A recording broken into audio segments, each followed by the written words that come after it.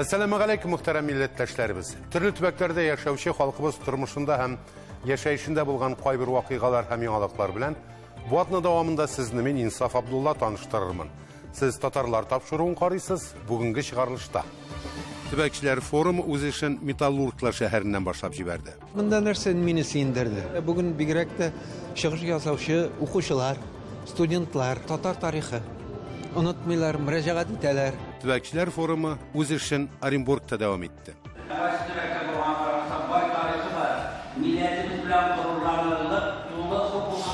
Beren rayonunda Tatar jurnalistleri. Bizim rayonda 13 bin yarım halk yaşıyor, bizim rayon zor değil. Şunu 47% Tatar.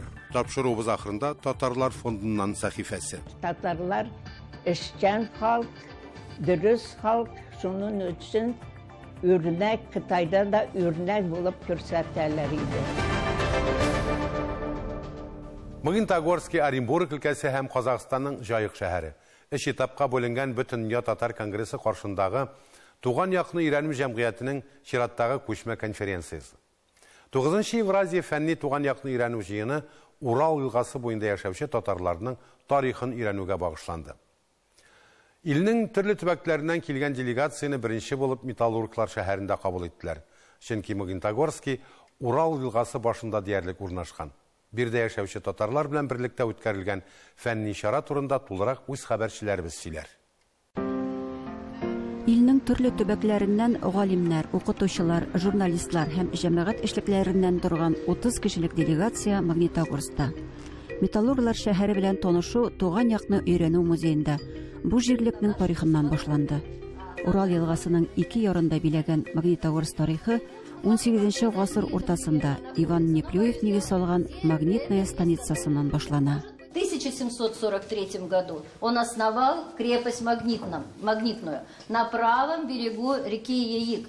Сейчас эта река называется Урал, потому что Екатерина II в конце 18 века переименовала и эту реку, и многие другие населенные пункты географические, какие-то месторождения из-за Пугачевского восстания. 18. asırның birinci yartısında Россия империясы şigi bulgan Ural yılgası Magnitogorsk'tan 200 şakram yiraklıkta başlana. Yılga boyunda köp gelen dağıtmalar tüzüle hem olar Orenburg'a kadar barıp jiteler. Şikni saklaw Kazaklar jelkesine düşe. Yugarı Jayık яки Верхний Урал nıgıtmasından yirak tugul jirlikte 1752 yılda Züye nıgıtması da tüzüle.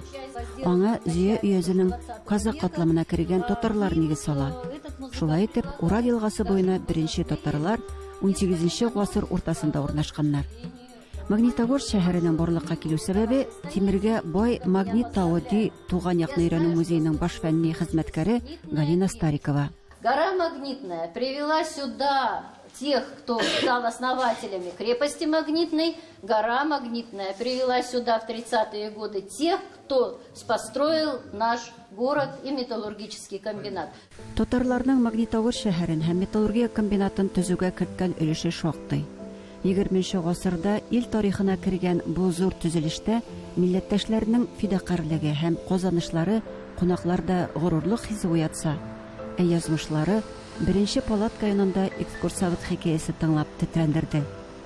Bu heykel şehir hem metallurgiya kombinatına negiz saluşular hem tüzüşüler nindi şartlarda yaşaganı simbollaştıra. Onlar arasında Tatarlar köp buла. İstelikli orunlar bilen tanışkandan soň delegatsiyany Metallurgiya kombinatının fenni texnik muzeyinde köteler idi. Şehirni bulduruvçu предприятие nişik tüzülgenligi turunda tolarak maglumatny konaklar munda bildiler. Negizigine tügül qaybir cexlarda kul bilen gine tüzülgen kombinatның 1941-45 yıllardağı soğuşta hem büyük jеңүүгө kirtken ölüşü. Şulayık maketta bolsa da Metallurgiya kombinatının bugünkü zorluğun көрүүгө mümkin idi. Толкындыргыч моментлары бик көп болду, файдалы моментлары, экскурсиялар шундай менә мәгънәле итеп оештырылган. Төбәкләрдә татар тарихын өйрәнүчеләр җыйынының төбелеше халыклар дуслыгы йортында дәвам итте. Пленар утырышта Magnitogorsk тарихының Сталин чорын тикшерүче Салават Әхмәтҗанов үзенең Туган якны өйрәнү эшчәнлеге белән таныштырды. 20-нче гасырда 30-нчы еллардагы мәҗбүри күченүчеләрдән тыш, бу төбәкләрдә элек тә язмыш ихтияр белән төпләнгән һәм җирлек үсешенә үз өлешләрен керткән татарлар булган. Аларның тарихын бүген оныклары өйрәнә. Итак, кем был мой прапрадед Гемедин и какова его роль в становлении и развитии села Аслаева? Монда нәрсә мине сөендерде? Беренчедән, менә яшьләр кызыксынуы. Менә бүген бигрәк тә чыгыш ясаучы укучылар, студентлар. Әлбәттә, алар татар телендә сөйләшсәләр, тагын да әйбәтрәк булган булыр иде. Русча сөйлиләр инде. Шулай була, карамастан татар тарихы. Онытмыйлар, мөрәҗәгать итәләр. Меня зацепила история всех наших предков, с чего началось все это. Башлыча Магнитогорскида узган гасырның 30-нчы елларында репрессияләнеп, бирегә сөрелгән татарларның нәсел дәвамчылары яши. Тарихи ватаннан аерылганга күрә, туган мәдәниятен онытканнар дип уйлау хаталы. Тамырлары белән кызыксынучы, туган мәдәниятен өйрәнүче яшьләр бар. Чөнки ана сөте белән кергәнне җаннан сызып ташлап булмый диләр бит. Бүгенге булган очрашуда шул хәтле мин канәгать калдым. Менә минем күңелемдә, йөрәгемдә шул тиклем онытылмаслык эзләр калды. Менә шундый очрашулар ешрак булсын ие.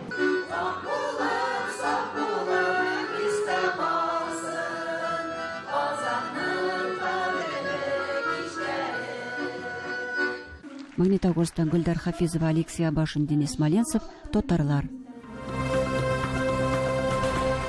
Магнитогорскидан соң эстафетаны Оренбург өлкәсе кабул итте. Анда 9-нчы Евразия фәнни төбәк тарихын өйрәнүчеләр форумының 2нче этабы узды. Җайык елгасы бассейны татарлары тарих һәм хәзерге заман Оренбургның 280 еллык кысаларында Оренбург татарлары кебек темалар турында төбәкчеләр фикер алыштылар.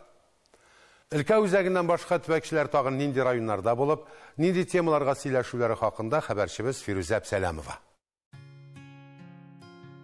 Оренбургда Урта Азия җирләрен Рәсәйгә беркетү, Үзәк Азия илләре белән багланышларны җайга салу өчен Европа белән Азия ишегендә төзелгән шәһәр. Мөнәсәбәтләр җайлана башлауга Оренбург Азияга юл ачучы капкага үрелә. 1743 елда нигез салынган вакытта ук Оренбург бош кала үзәк буларак формалаша башлый. Шәһәр архитектурасы Европага да, Азияга да якын кыяфәтле йортлар белән баетыла. Быел Урал елгасы, Җаек елгасы буенча без моны үткәрергә уйладык, чөнки халыкның авыллары, шәһәрләре күбрәк елга буенда урнашкан. Шуның өчен Урал елгасының роле бик зур. Монда шактый гына безнең программага караганда 60-ка якын докладчик бар, сөйләүчеләр һәм күрсәтүчеләр. Безнең Сарыкташ районында, Карайыр авылында үтте конференция. Без иң беренче күрсәттек үзебезнең Сарыкташ районында татарлар ничек яши, авылларының исемнәре, олар ничек килеп чыккан, апайлар, абыйлар, шулай ук укучы балалар да катнашты. Мен бүген үзебезнең туган авылыбызда урнаштырган һәйкәл, алтын сабан дип мин аны, чөнки 1862 елны җибәрелгән бодай Лондон выставкасында алтын медальны яулый. Безнең бодайның, Оренбург бодайының дөньялаганын, Европа илләрен сибиреп искә күтәрелгәнен белергә тиешләр. Оренбургларның узган гасырларда да Россиянең башка төбәкләре белән элемтәләре нык була. Татар конгрессы белән Оренбург өлкәсенең татар милли мәдәни мөхтәрияте берлектә оештырган бүгенге төбәк тарихын өйрәнүчеләр форумы моңа дәлил. Бакбастан мине турында докладым булачак, чөнки ул минем якташым Азнакай районында Мәндәй авылында туган. Ул инде Оренбургда кызлар мәктәбен оештырган шәхес. 30 елга якын без авыллар турында китаплар язабыз. Үзебезнең Түбән Новгородта татар авылларының тарихын өйрәнәбез. Үзебезнең төбәкчеләребезнең оешмасы да бар. Форум шәһәрнең Крупский исемендәге өлкә китапханәсендә узды. Җәйек елгасында 9-нчы Евразия фәнни төбәк тарихи өйрәнүчеләр форумы делегатлары. Оренбург yerlerinde grubuyla bir şart. Bizden Orенбург'a 280 yılının bayramına kilo, adamlar kulaklar, 100 kilo bizden Tatarlarının, uzunuzun Tatarlarının donun kulları ödügenlerdi. Başka mektep olan bay tarihi var. Milletimiz bilen gururlanırlık, tuğla sokulmamız var. Төбәкчеләр форумында Казаннан килгән бер төркем язучылар һәм Петербургтан килгән Муса Жәлилнең икенче кызы 87 яшьлек Люция Жәлилова катнашты. Муса килеп, Оренбургка әйтелгән тупраклардан җирсен килде. Менә дуслар миңа ярдәм иттеләр. Мин килдем. Музыкальный школаны битергәч, дирижер иттем. Концерт для скрипок с оркестром Виватара, Вивальди. Хотя мы хоровое движение написали. Она мне говорит, киноинститутта режиссерский факультетка Герасимовка.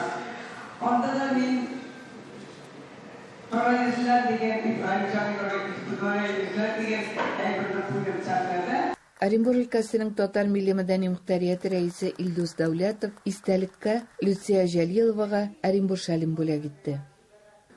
Татар конгрессы исеменнән Альберт Бурханов оренбурлыларга рәхмәт хатлары белән бүләкләр тапшырды. Төбәк тарихын өйрәнүчеләр форумының эше Оренбургдан соң Татар Каргалысы авылында дәвам ителде. Бу хакта да сөйләрбез. Оренбургдан Фируза Абсалямова, Ринат Абсалямов, Татарлар. Хөрмәтле тамашачыларыбыз, сез Татарлар тапшыруын карыйсыз. Программабызның икенче өлешендә. Бәрәңге районында татар журналистлары.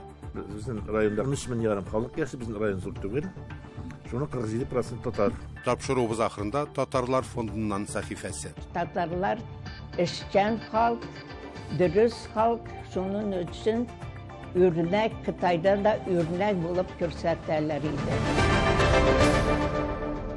Бөтен дөнья татар конгрессының масса күләм мәгълүмат чаралары белән эшләү идарәсе җитәкчесе Гөлнар Шайхиева җитәкчелегендә Татарстан Республикасыннан журналистлар төркеме Мари-Эл Республикасының Бәрәңге районында булды. Алар Яңавыл авылы мәчетендә һәм сарымсак үстерүче эшмәкәрләр белән дә танышты. Шулай ук Гайнул чишмәсендә күреп кайттылар. Мари-Эл Республикасына булган пресс-турдан безнең видео язма.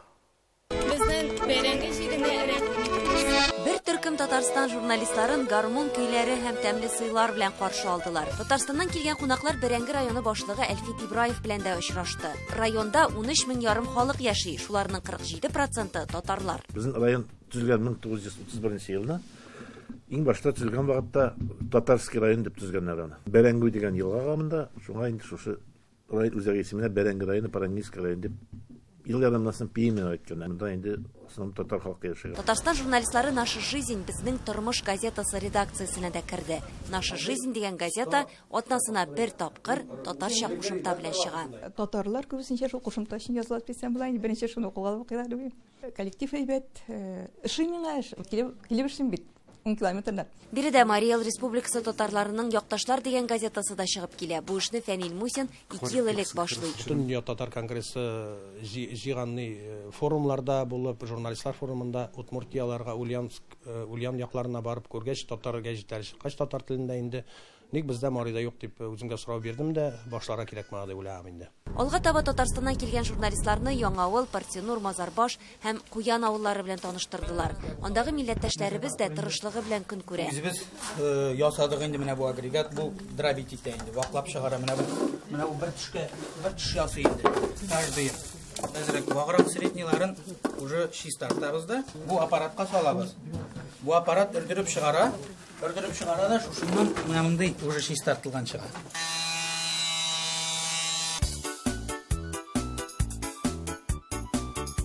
Авылыбызда бик тырышчан халык яши дип әйтик инде. Шуңа авылдан китәсе килми, бүгенге көндә менә әле Аллага шөкер ярдәм итәсе килә кешеләргә дә, эшлисе дә килә. Әнә үзебезнең главабыз Аллага шөкер Фәнис абый. Бүтән сервисларда алынмаган машиналарын да монда рәмис алып калып эш итеп чыгара. Яңавыл авылындагы Гайнул чишмәсе янында Татарстан журналистларын Ак калфак коллективы җырлап каршы алды. Чишмәнең атамасы сугыш ветераны Гайнулла бабай исеменнән бирелгән. Гайнулла бабайның йорты бу тирәдә булган. Быел чишмәне төзекләндергәннәр. Сентябрь көнне без шушы Гайнул чишмәбезне бик зурлап авылыбыз белән мотор иттереп ачтык. Анда инде Партинур хакимиятенең башлыгы һәм Бәрәңге район хакимияте башлыгы Әлфит Абдулхакович авыл халкы бик күп җыелганнар. Менә минем күңелем нәрсәдер җитмәде кебек. Әмінә шишмә бізіне әшіп жібергеннер, суларын іше башлағаш, Аллаға шүкір деп тұрам, бүтін нәрсе жетті де қойды. Партенур ауылында исә кунаклар зур заманча ремонт ясалган төп гомуми белем бирү мәктәбенә дә керделәр. Бирегә Яңавыл авылыннан да килеп укыйлар. 70-кә якын укучы белем ала, балалар бакчасы да бар, анда 21 сабый. Татар телен укыйбыз, 1-нче класстан башлап, безнең 1-нче класста, значит, 2 дәрес, 2-нче, 3-нче тоже 2 дәрес, 4-нче класста 1 дәрес, 9-нчы класста 1 дәрес, 5-6-7 2 сәгать була инде. Анда татар телен укыйлар, әдәбият укыйлар инде. 9-ны бетергәч татар теленнән экзамен бара безнең. Ел сайын менә 10 бала бөтенесе сайлыйлар инде татар телен. Онысы әйбәт бит инде. Онысы әйбәт инде татар телен сайлау ие. Менә бер дәрескә калгач, хәзер авыррак була инде.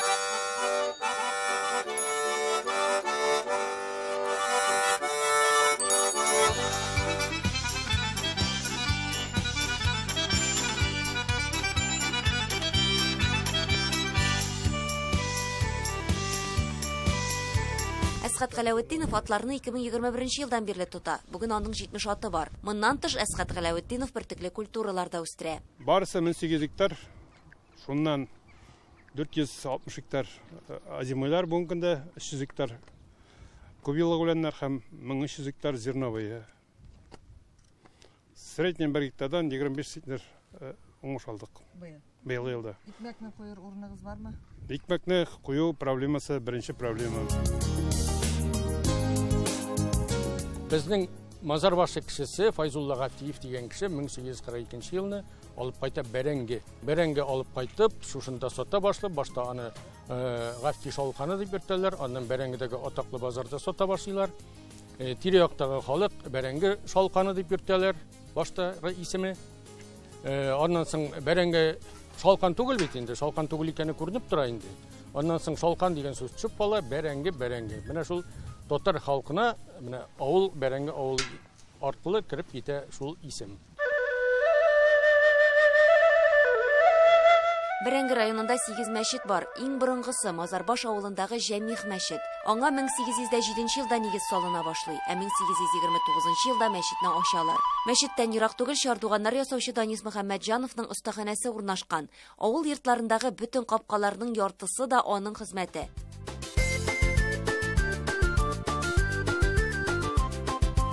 Татар телендә уйлыйм мин, җырлыйм татар телендә. Әти-әни татар булгач, биим татар көенә. Татарстан кунаклары Куян авылындагы Гайнан Кырмаш мәктәбенә дә керде. Идел Урал төркеме җитәкчесе, җәзалап үтерелгән 11 көрәшченең берсе, биредә укыткан булган. 1964 елда безнең мәктәптә музей ачыла. Ул районда иң беренче музейларның берсе була. Мондагы берничә татар авылында булу, мәктәп, мәгариф, мәдәният һәм милли газеталар белән танышуыбыз юкка түгел. Чөнки киләсе елга булса, шушы төбәктә Яшкарлада безнең федераль сабантуйда узачак һәм шуны истә алып, шуңа әзерлек кысаларында без моны алып килдек журналистларны. Бөтендөнья татар конгрессының Татарстан журналистларын милләттәшләребез күпләп яшәгән төбәкләргә йөртүе инде традициягә керде. Моңарчы Түбән Новгородка барганнар иде. Бу юлы Мариэлның Бәрәңге районы. Бер-берең белән танышу, милләттәшләрнең эшен күрү файдалы. Эльвира Хөснетдинова, Наиля Абдуллин, Татарлар, Мариэл Республикасы, Бәрәңге районы. Татарлар тапшыруы архивын барлый. Хөрмәтле тамашачыларыбыз, инде белгәнегезчә, Татарлар программасы 2012 елдан көн сайын эфирга чыга. Шул вакыт эчендә без бик күп илләр гиздек. Кайбер хезмәттәшләребезнең үз язмышларында үзгәреш кичерде. Тик архивта сакланган бай материалны сезнең хузурга кабат тәкъдим итәргә уйладык. Тапшыруыбызны Татарлар фондыннан дип исемләнгән сәхифәбез дәвам итәр.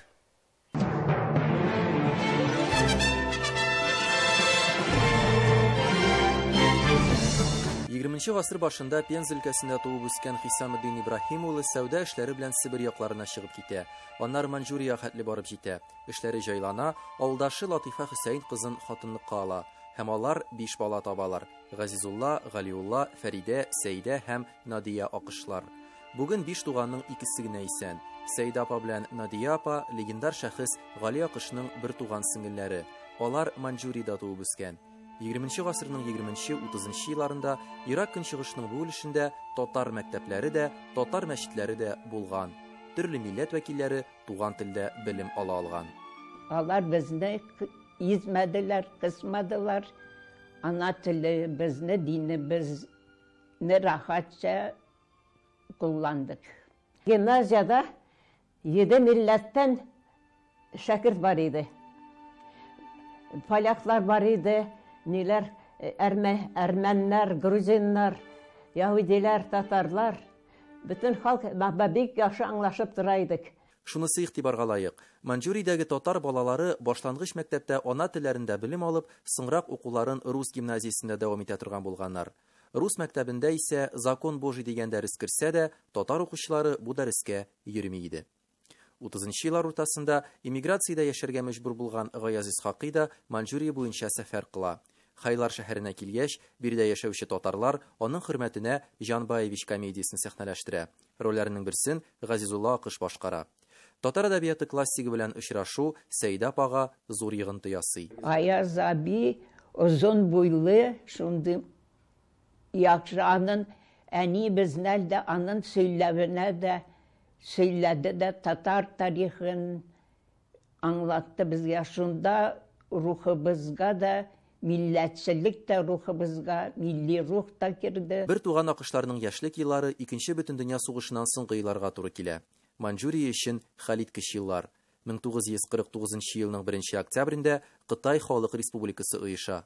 Советлар Союзы белән төзелгән килешү нигезендә кайчандыр Русия империясеннән качып киткән кешеләр кире кайтырга тиеш була. Тормышта авырайды. Безне дә әйттеләр, Русияга да китү тәклиф иттеләр. Акышлар Төркиягә күченә. Ул вакытта алар белән бергә Кытайдан Төркия җумһуриятенә тагын 2000ләп татар һиҗрәт кыла. Милләттәшләренең бер өлеше Америкага, тагын бер төркеме Австралиягә күченеп китә.